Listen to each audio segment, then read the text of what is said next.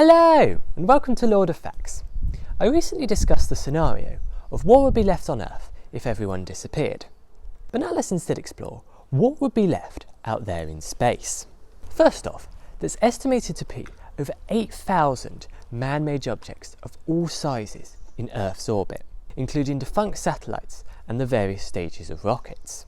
Our planet's gravitational pull will ensure that everything placed into orbit will eventually return back to Earth. NASA has estimated that on average, one piece of space debris returns to Earth each day, and have considered it a serious problem. NASA scientists are currently working on methods to mitigate existing space junk. However, no one has yet been killed by space debris re-entering our atmosphere. The amount of time a man-made object will stay up in space depends on its distance from our planet's surface. Some of our most far-out satellites are barely impacted by the Earth's atmosphere, meaning they could stay up for extremely long periods of time, potentially being moved into what's known as a graveyard orbit. For instance, satellites under 500 kilometres above our surface will return to Earth within 25 years. At an altitude of 800 kilometres, it would be 100 to 150 years before they return to Earth. And at 1200 kilometres, satellites can be expected to remain in orbit for around 2,000 years. But the man-made objects that remain in orbit for the longest after our species' untimely extinction or mysterious disappearance are those in a geostationary orbit. Outside of atmosphere, there's no air resistance, resulting in a constant speed for certain satellites, creating a stable orbit around the planet that could last for a really long time. Geostationary orbit refers to satellites approximately 36,000 kilometres or 22,000 miles above Earth's equator. This orbit is usually used for meteorological and communication satellites. Satellites in these orbits have the same orbital period as Earth's rotational period of 23 hours and 56 minutes, meaning that when viewed from Earth, they appear stationary. Geostationary satellites will likely stay there for millions of years, and could potentially be found in the far future by hypothetical alien visitors as the last remaining relic of a lost civilization. In fact, many satellites have been put into orbit as a time capsule for alien visitors or for future humans rediscovering their long-lost homeworld. LAGEOS-1 is an example of such a satellite. Launched into orbit in 1971, LAGEOS-1 contains a plaque designed by none other than Carl Sagan. On this plaque are the numbers 1 to 10 in binary, as well as the positions of Earth's continent throughout our planet's history, including in 8.4 million years when the probe is set to return to Earth. This means that as an evidence of our species' existence, LAGEOS-1 will be around for a further 1.2 million years than Mount Rushmore, and will outlive the majority of Earth's landmarks and monuments by many billions of years. That's pretty impressive. However, EchoStar 16, a communication satellite launched in 2012, will be around for way longer, remaining safely in orbit for billions of years. And on this satellite is a silicon disk created by artist Trevor Paglen, containing hundreds of images of Earth and its inhabitants.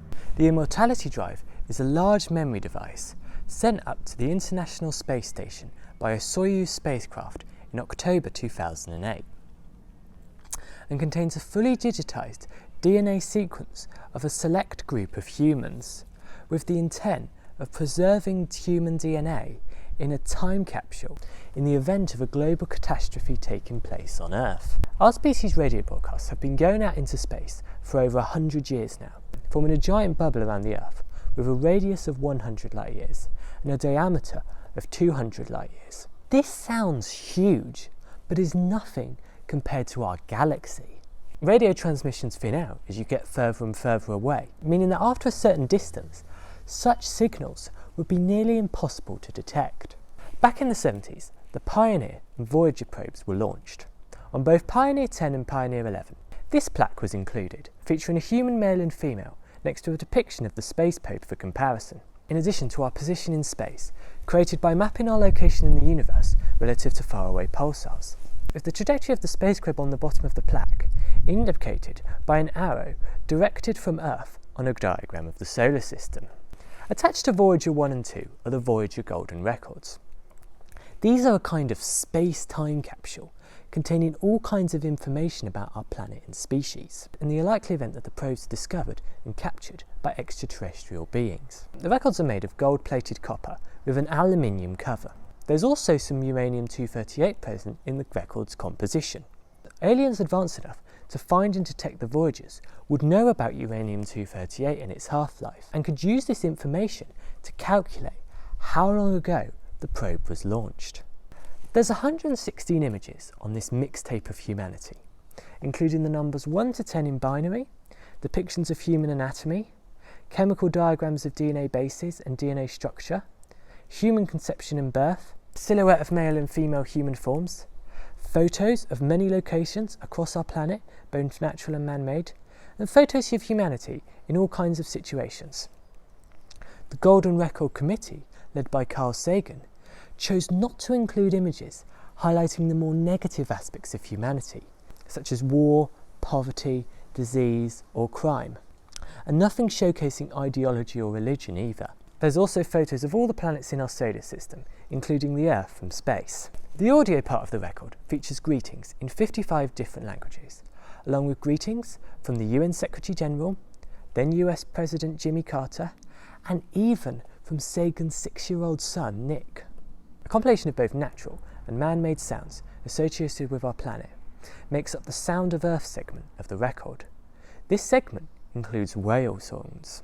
Remember the song from the Back to the Future school dance? The "I guess you guys aren't ready for that yet, but your kids are gonna love it" song? Well, that song is Johnny Be Good by Chuck Berry and was included on the Voyager Golden Record, in addition to works by classical composers such as Bach, Beethoven, Mozart and Stravinsky. There was also music by Guang Pinghu, a leading player of the gukwen, a 7-string Chinese instrument, American blues singer Blythe Willie Johnson, Indian classical vocalist Kasabsi Kirkar, Bulgarian folk singer Valia Bakanska, and Azerbaijani folk music by Kamil Jalilov. Electronic composer Laurie Spiegel's rendition of Johannes Kepler's Harmonices Mundi was also featured on the record, with some Senegalese percussion and a mariachi band thrown into the mix as well. Sagan wanted to include Here Comes the Sun by the Beatles. However, the record company, EMI, denied the rights to do so. In the 1978 book, Murmurs of Earth, the Voyager Interstellar Record, Sagan mentions that the Beatles were in favour of the idea. But, quote, they did not own the copyright, and the legal status of the piece seemed too murky to risk. A Beatles song was eventually sent into space though. In 2008, Across the Universe became the first song to be sent by NASA into space, travelling towards the star Polaris at the speed of light. There's much debate as to whether aliens would be able to correctly interpret the strange markings on the Voyager and Pioneer probes. But even if they couldn't, the technology, craftsmanship and artistry alone would be sufficient evidence that some kind of advanced civilization created the probes and exists or existed. The probes have been predicted to last for billions of years in the vacuum of space, resulting in the fact that even if our species were to go extinct or everyone were to disappear, some remnant of humankind would still exist out there in the vast cosmos, and there's a small chance it could be found by extraterrestrial life. Thanks for watching.